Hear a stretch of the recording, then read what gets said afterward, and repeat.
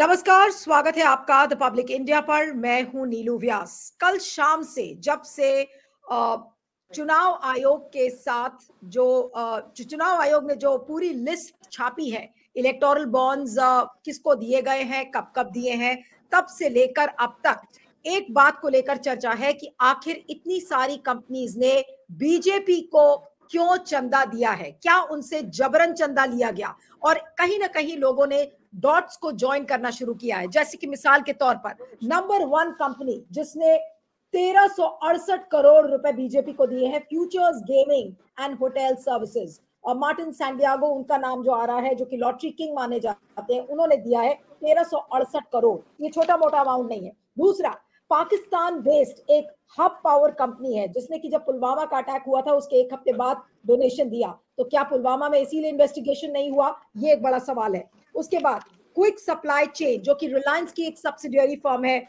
उसने भी करीब 400 करोड़ रुपए डोनेट किए। उसी तरीके से सीरम इंस्टीट्यूट जिसने की वैक्सीन बनाई थी, एक दिन में उसने बीजेपी को 52 करोड़ रुपए दिए हैं। तो क्या मोनोपोली खरीदी गई थी इस 52 करोड़ रुपए से? उसी तरह से और भी एग्जांपल्स हैं, बहुत लंबी फेहरिस्त है।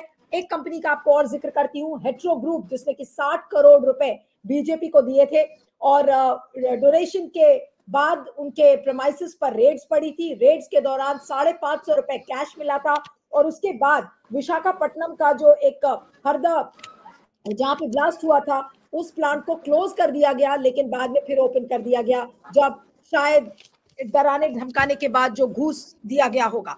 यानी कि कुल मिलाकर, और जो पूर्व सचिव है भारत सरकार के, उन्होंने ये कहा है कि ये एक्सटॉर्शन है, इंटिमिडेशन है।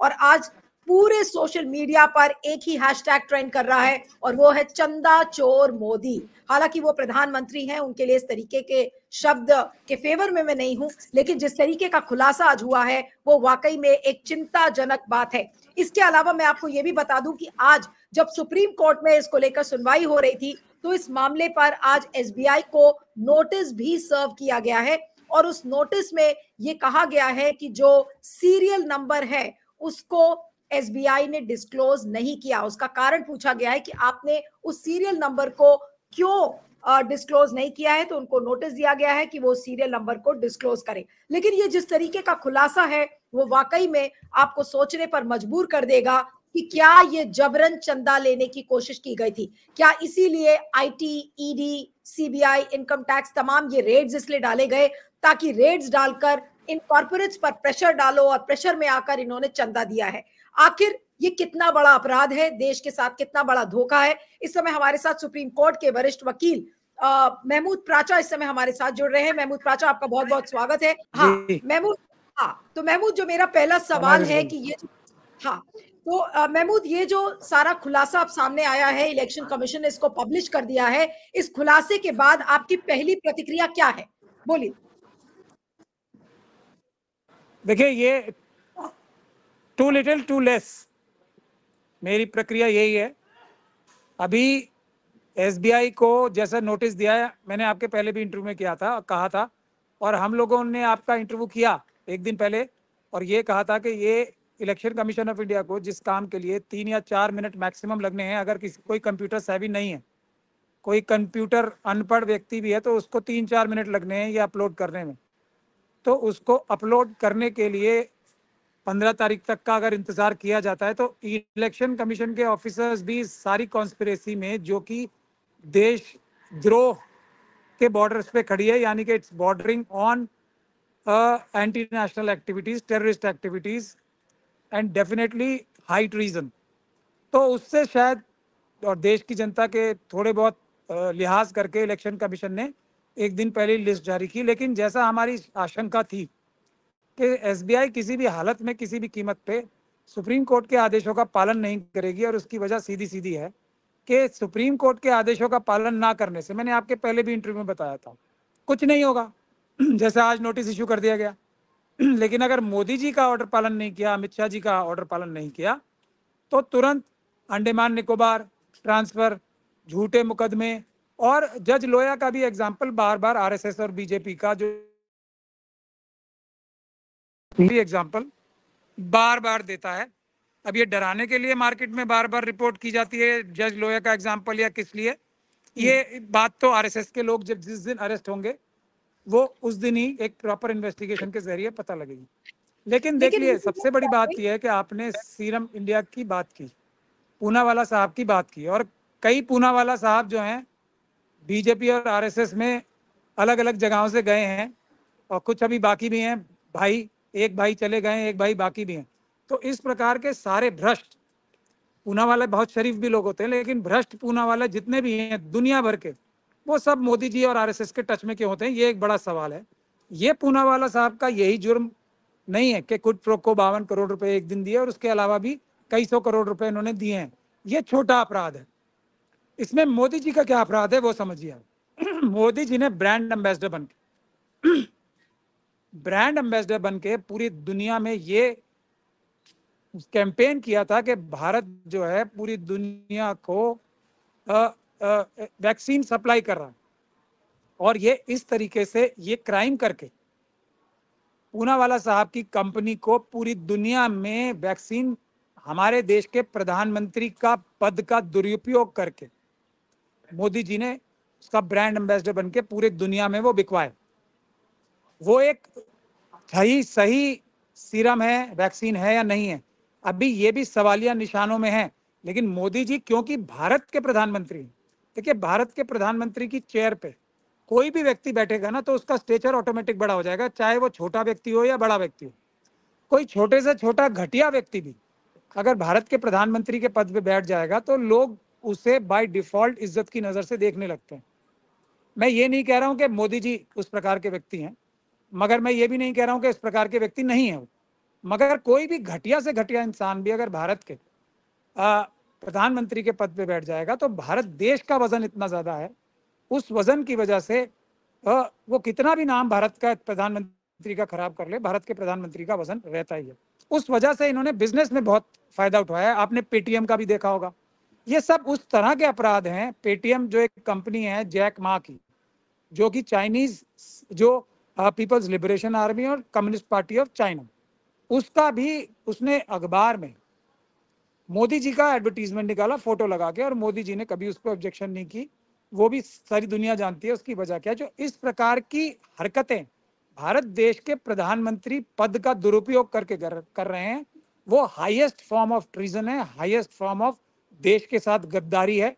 और इसी का नतीजा है कि 4,500 किलोमीटर, जैसा सुब्रमण्यम स्वामी साहब बताते हैं, चाइना हमारी जमीन छीन के ले गया और हम कुछ ना कर सके, बावजूद इसके कि हमारे देश की सेना इतनी ताकतवर और मजबूत है कि 5 मिनट के अंदर अपनी जमीन वापस ले सकती है अगर उसको फ्री हैंड मोदी जी दे दें। मैं अब ये पूछ रही हूँ कि जो Pakistan based power hub company है, उसने पुलवामा अटैक के एक हफ्ते बाद जिस तरीके से डोनेट किया है, ये अब कितना बड़ा अपराध माना जाएगा? क्योंकि पाकिस्तान से हमारा कोई संवाद नहीं है, कोई डायलॉग नहीं है, और इस तरीके से अगर बात सामने आई है कि जिस समय हमारे देश के जवान मर रहे थे और उस समय अगर पाकिस्तान की एक पावर कंपनी बीजेपी को पैसे डोनेट कर रही थी, तो ये आज कितनी बड़ी बीजेपी की पोल खोलता है। जी, एनिमी, देखिए पाकिस्तान के साथ हमारा पूरा संबंध है। एनिमी नंबर 1 और 2 है पाकिस्तान और चाइना।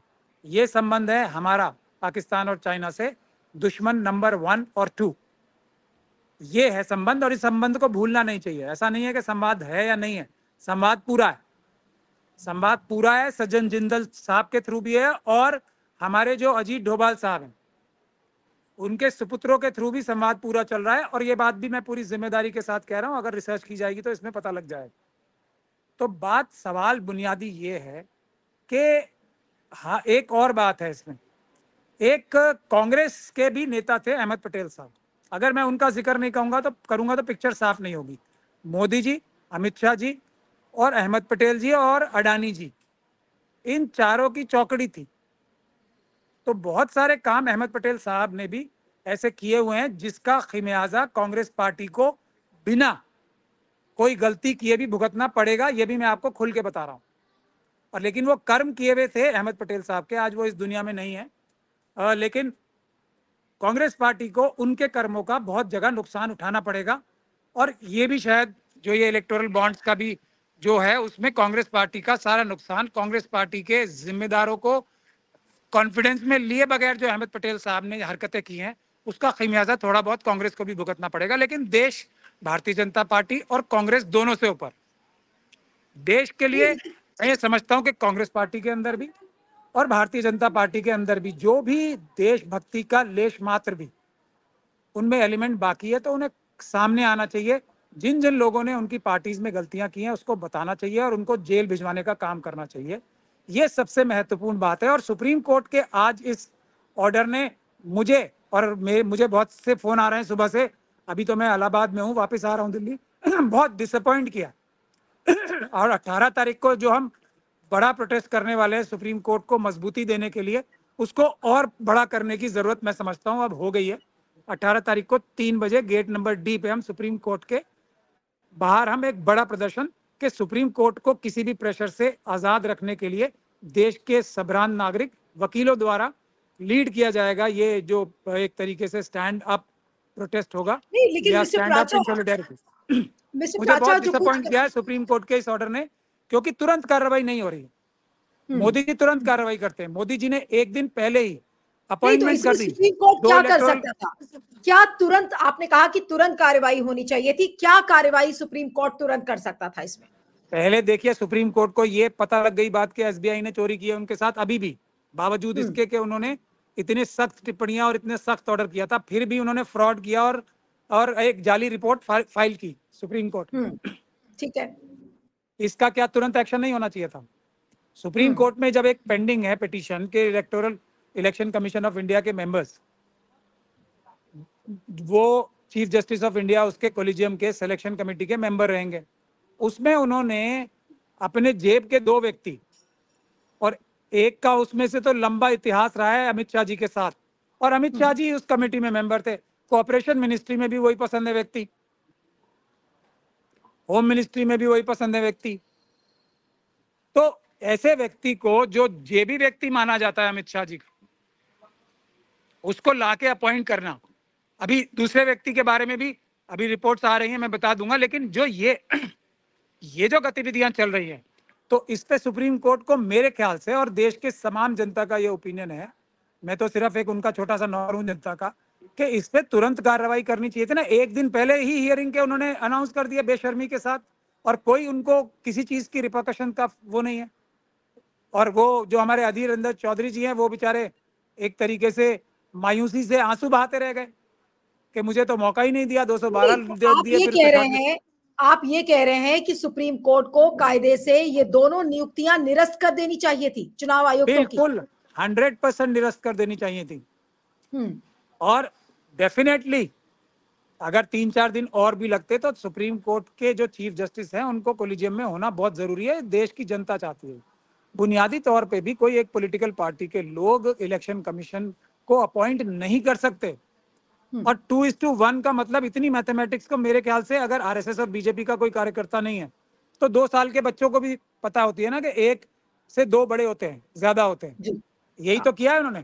तो उसके बाद व्हाट इज द शराड? एग्जैक्टली। नहीं मिस्टर प्राचा, मैं वापस इलेक्टोरल बॉन्ड के घोटाले पर आना चाहती हूँ, क्योंकि एक बहुत ही बड़ा घोटाला है जो कि सामने आया है। इसमें एक future gaming and hotel services का नाम आ रहा है, जो कि लॉटरी किंग की कंपनी है। उसको बारे में बताया जा रहा है कि 1368 करोड़ रुपए उस केवल और केवल उस कंपनी ने बीजेपी को दिए हैं। ये किस बात का संकेत है? आखिर इस कंपनी का क्या कंपल्शन था कि उसको 1368 रुपए देने पड़े? आज क्या देश को हमें ये नहीं समझाना चाहिए, if you put two and two together? जी, आपने हवाला ऑपरेटर्स की जबान में 1368 करोड़ रुपए बोल दिया। शायद आजकल आप हवाला का बहुत वो कर रही हैं रिसर्च किसी स्टोरी पे। एक 1368 करोड़ रुपए हैं वो जो हवाला ऑपरेटर्स होते हैं वो से 1 करोड़ को 1 रुपया बोलते हैं आजकल। तो ये 1368 करोड़ बोल। खैर, उसके तुरंत बाद वो इनसे मिले थे और उन्होंने ट्वीट भी किया था। उनके सुपुत्र साहब जो हैं मार्टिन साहब के, वो निर्मला सीतारमन साहिबा से मिले थे और बहुत ही अपनी प्रोडक्टिव मीटिंग का उन्होंने जिक्र किया था। प्रोडक्टिव कितनी है? वो 1368 करोड़ रुपए जितनी प्रोडक्टिव होगी। ये बहुत ही सिंपल सी बात है। मैं ये पूछना चाहता हूं कि ये जो गैर कानूनी स्कीम थी, ये अगर गैर कानूनी स्कीम थी तो ये शुरू किसने की? देखिए, अगर एक बहुत बड़ा धोखाधड़ी की स्कीम, पॉन्जी स्कीम कोई शुरू करता है तो जो शुरू करता है वो जो शुरू करता है वो उसका प्राइम अक्यूज्ड होता है। ये शुरू किसने की? आरबीआई की ऑपोजिशन के बावजूद, इलेक्शन कमीशन की ऑपोजिशन के बावजूद, एसबीआई की ऑपोजिशन के बावजूद ये अमित शाह जी और मोदी जी ने शुरू क्यों की? अब कुछ लोग डाइवर्ट करने की कोशिश कर रहे हैं इनको अरुण जेटली जी की तरफ, क्योंकि वो अब उस दुनिया में नहीं, बिल्कुल नहीं। अरुण जेटली जी की तरफ डाइवर्ट करने का मतलब अगेन ये बड़ा जो इकोसिस्टम है फ्रॉडस्टर्स का, क्रिमिनल्स का, वो मोदी जी और अमित शाह जी की तरफ से रिस्पॉन्सिबिलिटी हटाना चाहता है। पूरी दुनिया जानती है कि जो अरुण जेटली जी भी थे वो इनफॉर्मली तो सबको बताते ही थे कि ये दोनों मेरे साथ भी बदमाशी कर रहे हैं, मेरे से बदतमीजी करते हैं और मुझे कुछ भी काम अपने आप करने नहीं देते और मुझे बड़ी एम्बेरसमेंट होती है कई बार, तो इस प्रकार के काम मुझसे ये रोज बताते हैं। तो इस सरकार में 2014 के बाद से अरुण जेटली जी भी जितने मजबूर थे, सुषमा स्वराज जी जितनी मजबूर थी, ये अडवाणी जी जितने मजबूर हैं, मुरली मनोहर जोशी जी जितने मजबूर हैं, और ये गडकरी जी और राजनाथ सिंह जी जितने मजबूर हैं, ये पूरा दुनिया जानती है इस बात को। उसके बाद भी एक मरे हुए व्यक्ति के ऊपर ऐसा इल्जाम लगाना जो वो अब डिफेंड नहीं कर सकते, और ये अहमद पटेल साहब के पैरेलल नहीं रखा जा सकता इसे, क्योंकि अहमद पटेल साहब उस तिकड़ी के एक मेंबर थे या चौकड़ी के एक मेंबर थे। अरुण जेटली जी उस गुजरात की लॉबी के मेंबर नहीं थे, दोनों में फर्क है। 3 गैंग मेंबर अभी हैं, एक ही गैंग मेंबर ऊपर गए हैं, अहमद पटेल साहब, तो गैंग के 3 मेंबर यानी कि 3/4 मेजोरिटी अभी तक मौजूद है and they will face the consequences of the crimes. तो ये जो अरुण जेटली जी की तरफ, तो ये दोनों सिर्फ और सिर्फ अमित शाह जी, मोदी जी, ये दोनों रिस्पॉन्सिबल हैं, क्योंकि ये इस तरह की पॉन्जी स्कीम्स बनाने में, खेलने में गुजरात मॉडल के टाइम से एक्सपर्ट हैं। एक नहीं, इनके खिलाफ सैकड़ों हजारों ऐसे इल्जाम लगते रहे हैं जब से ये चीफ मिनिस्टर बने हैं। तरह तरह के लेकिन इल्जाम लगते रहे, तरह तरह के हाँ, पुल गिरते रहे हैं, तरह तरह के इनके जमीनें बेचने के, 1-1 रुपए पे जमीन बेचने के इल्जाम इनके ऊपर लगते रहे हैं। तो ये समझ लेना चाहिए कि ये किंग पिन्स हैं दोनों, अमित शाह जी और मोदी जी। लेकिन मुझे मिस्टर प्राचा ये बताइए कि आज ये देश के साथ कितना बड़ा धोखा है और ये कितना बड़ा अपराध है और इसकी सजा क्या होगी, ये आज बताना जरूरी है लोगों को।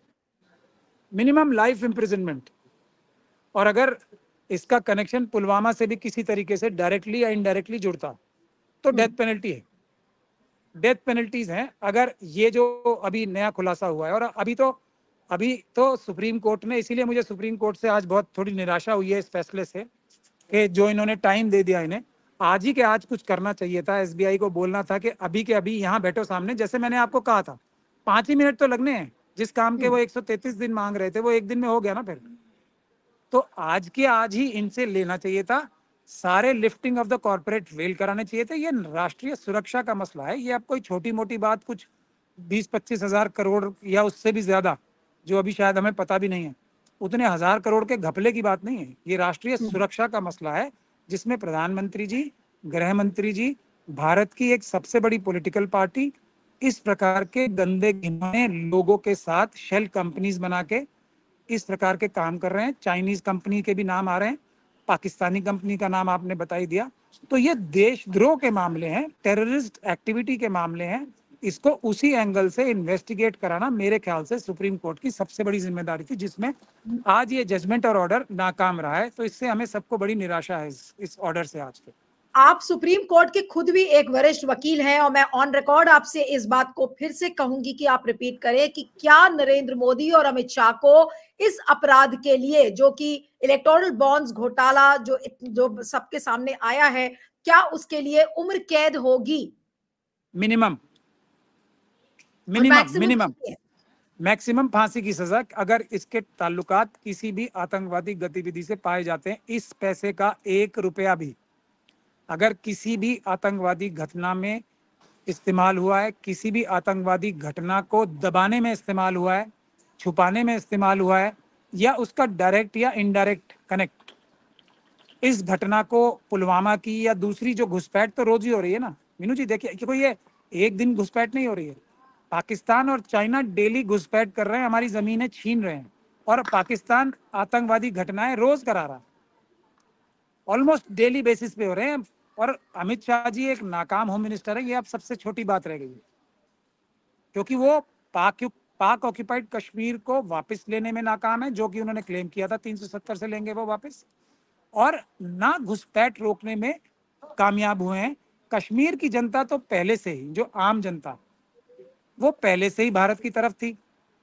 उसको जाके ये दिखाना कि ये हमने बख्शी स्टेडियम में कर दिया, तो कोई भी भारत, अगर राहुल जी की मीटिंग होगी या वहां पे शरद पवार जी की मीटिंग होगी, ममता बनर्जी की मीटिंग होगी, स्टालिन साहब की मीटिंग होगी, दिल्ली के किसी भी दूसरे नेता की, ये अखिलेश यादव जी की मीटिंग होगी, तो लोग स्वयं चल के आएंगे। वो ये बात नहीं है कि कोई भारत के प्रधानमंत्री की वजह से, वो मोदी जी का पर्सनल जगह है, वो किसी भी जगह जाएंगे तो लोग उनको पसंद नहीं करते, तो सब जगह लोगों को बसों में भर भर के ही लाना पड़ता है। लेकिन भारत का कोई भी बड़ा नेता अगर श्रीनगर में जाएगा तो उसकी ऑटोमेटिक मोदी जी से बड़ी मीटिंग अपने आप होगी, पब्लिक अपने आप चल के आएगी। तो ये तो पहले से भी था ऐसा, उसको एक दबा के रखा गया था उस फीलिंग को। तो ये कोई बड़ी बात तो उन्होंने की नहीं है। चुनाव आराम से होते थे, वहां पे सरकारें बनती थी, वहां पे डेवलपमेंट होती थी, वहां पे बहुत सारी चीजें अच्छी थी, वहां पे सड़कों की सफाई सबसे अच्छी होती थी श्रीनगर में, मैंने खुद देखा।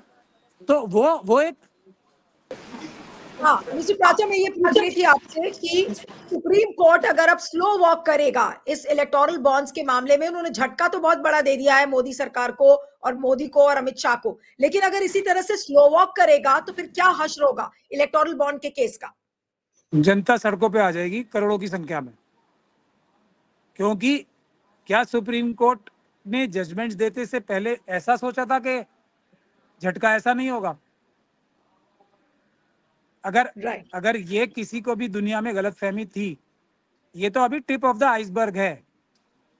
तो ये तो होना ही था ना, ये तो मिनिमम इतना तो होना ही था ना कि प्रधानमंत्री जी और होम मिनिस्टर साहब जो हैं, दोनों के दोनों एकदम बिल्कुल देशद्रोह के कटघरे में खड़े नजर आएंगे। ये तो इतना तो मिनिमम होना ही था इसमें, क्योंकि उन्होंने ही तो ये स्कीम शुरू की थी, लीड की थी, फोर्स की थी एक तरीके से। They pushed it in the throat of everyone. तो वैसा तो होना ही था, और क्यों करेंगे ऐसा काम वो? उससे भी आगे मैं बता रहा हूँ, अगर आरएसएस और बीजेपी में, और मुझे उम्मीद है कि जब बिल्कुल देश की बात आ गई है तो वहां भी कुछ लोग होंगे अंदर, उनको आज मोदी जी और अमित शाह जी का इस्तीफा मांगना चाहिए। इन दोनों का इस्तीफा होना चाहिए। प्रधानमंत्री बीजेपी किसी और को कुछ देर के लिए नियुक्त करे, भारतीय जनता पार्टी अपनी, और उसके बाद इन दोनों को बगैर किसी पद के इन्वेस्टिगेशन फेस करनी चाहिए, और बेल के लिए, एंटीसिपेटरी बेल के लिए अप्लाई करना चाहिए। ये एक राष्ट्र के हित में, अगर आरएसएस और बीजेपी में कुछ लोग अभी भी ईमानदार बाकी हैं, या ईमानदार हैं और डरे हुए नहीं हैं इन दोनों से बहुत ज्यादा, तो उनको कम से कम इतना तो करना ही चाहिए, किसी और को प्रधानमंत्री के पद पे दें और इन दोनों को एक न्यूट्रल इन्वेस्टिगेशन। खास तौर पे मित्तल जी इसमें बहुत बड़ा रोल प्ले कर रहे हैं, अभी आपके सामने कुछ दिनों में आ जाएगा उनका रोल भी। अनिल भारती मित्तल जो हैं, वो एक कॉन्ड्यूट का रोल उन्होंने प्ले किया है, कि वो एक फ्रंट एंडिंग, ऐसा खबरें आ रही हैं कि उन्होंने फ्रंट एंडिंग की है दूसरी बड़ी बड़ी कंपनीज की, शेल कंपनीज और दूसरी सिस्टर कंपनीज को यूज करके पैसा भारतीय जनता पार्टी को पहुंचाने में अनिल मित्तल भारती साहब का बड़ा रोल निकल के आएगा इसमें, ऐसी मुझे नहीं उम्मीद तो है। क्या अगर ये बड़े बड़े कॉर्पोरेट्स अगर इसमें इन्वॉल्व हैं, तो फिर आपको क्या लगता है कि क्या इन कॉर्पोरेट्स की भी अब शामत आएगी? क्या इनके खिलाफ भी कोई कड़ी कार्रवाई होगी इस तरीके का काम करने के लिए? शामत तो आ चुकी, मैं यही तो कह रहा हूँ, सुप्रीम कोर्ट को या किसी को भी, सुप्रीम कोर्ट के जजेस को भी। नहीं, और मैं कॉर्पोरेट्स की बात कर रही हूँ, मैं इन कॉर्पोरेट्स की बात कर रही हूँ। मैं कॉर्पोरेट्स की बात कर रहा हूँ। ये सब लोगों के गंदे घिनौने चेहरे तो इससे एक्सपोज होने ही थे ना, क्योंकि ये इस उम्मीद में, इस एक भुलेखे में, ये बॉन्ड्स में सारा खेल खेला गया था कि ये तो कभी सामने ही नहीं आएगा ना।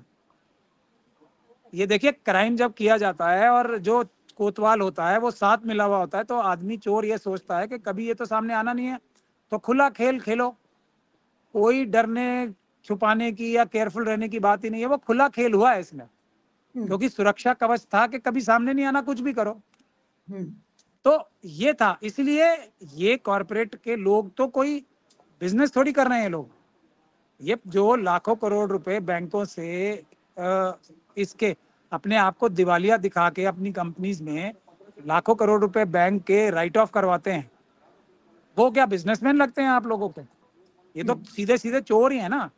और चोरों के जो कोतवाल थे, चौकीदार थे। जब चोर और चौकीदार मिल जाएंगे तो क्या होता है, उसका ही अंजाम है। और ये होना ही ऐसा था ना, बिल्कुल। और ये बचेंगे नहीं। ठीक है। अभी भी हाँ, मौका मिस्टर है। राजा। ये सिर्फ देखिए, ईडी और ये सीबीआई इनको बचा नहीं पाएंगी, ये मैं बता रहा हूँ। हम लोग एफआईआर प्रिपेयर कर रहे हैं, मैंने वादा कर रखा है देश से, और वो प्राचा एफआईआर साहब, में ये एक सब आखिरी लोग। सवाल। हाँ, प्राचा जी, साहब, आपने कहा कि आप एफआईआर की तैयारी कर रहे हैं, ठीक है, we will follow that as well. लेकिन आखिरी सवाल है आपसे कि क्या प्रधानमंत्री नरेंद्र मोदी, अमित शाह और इन सारे कॉर्पोरेट ग्रुप्स ने मिलकर देश के साथ एक बहुत बड़ा धोखा और सौदा किया है? देश को लूटा है, और लूटने से भी बड़ी बात यह है कि देश की दुश्मन ताकतों के साथ मिलकर लूटा है। उसकी इन्वेस्टिगेशन होनी चाहिए। ये टिप ऑफ द आइसबर्ग है। इसकी इन्वेस्टिगेशन होनी चाहिए कि कैसे ड्यूटी ड्रॉबैक का खेल चाइना के साथ मिलके यही सो कॉल्ड बिजनेसमैन ने किया, कैसे भारत की इंपोर्ट पॉलिसी को इन्फ्लुएंस कैसे किया, कैसे टैक्सेशन सिस्टम को, जीएसटी को कैसे मैनिपुलेट करके चाइना को फायदा पहुंचाया गया है। 2 नंबर का पैसा, लाखों करोड़ रुपए चाइना की कम्युनिस्ट पार्टी ऑफ चाइना और People's Liberation Army of China की फ्रंट कंपनीज को फायदा पहुंचाया है। जो गुजराती मुट्ठी भर बिजनेसमैन है, अमित शाह जी और मोदी जी के दोस्त, उनमें उसकी इन्वेस्टिगेशन होनी चाहिए। कैसे वो पैसा, भारत का ही लाखों करोड़ रुपए लूट के चीन ने अपनी सेना को मजबूत करके हमारे 4,500 किलोमीटर जगह लूटी है। ये सब का टिप ऑफ द आइसबर्ग है। ये इसकी इन्वेस्टिगेशन यहाँ नहीं खत्म होगी। हम लोग अगर जिंदा रहे तो ये लोग सैकड़ों सालों के लिए जेल जाएंगे, और हो सका तो फांसी की सजा भी प्राप्त करेंगे with in a free and fair manner. हम राइट। लोग अगर ट्रायल कराएंगे तो हम चाहेंगे कि इनका ट्रायल पूरी तरीके से पब्लिक ट्रायल हो, कोई भी आके और लाइव स्ट्रीम हो ट्रायल, ताकि दुनिया देखे इन लोगों ने क्या भारत देश के साथ किया।